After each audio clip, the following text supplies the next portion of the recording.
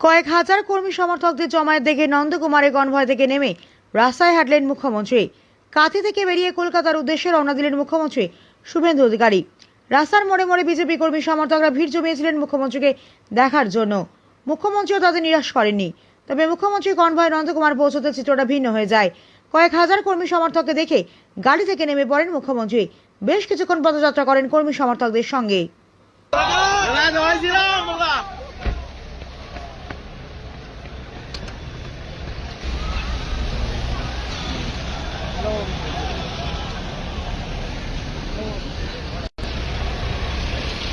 और ना